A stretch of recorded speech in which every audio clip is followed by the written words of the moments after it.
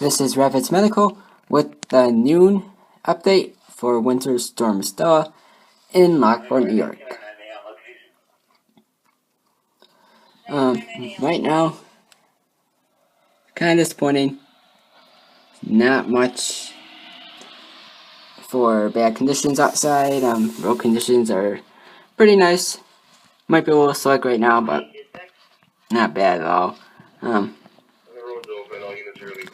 Might have gone about another half inch, possibly an inch, since 10 a.m. when I did my last update. Still waiting on that large amount of snow. It's not, was it like conditions? Snow whiteouts. Visibility is pretty good right now.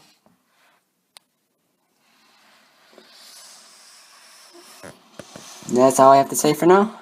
Gonna be doing a 2 p.m. update. Rapids Medical signing off.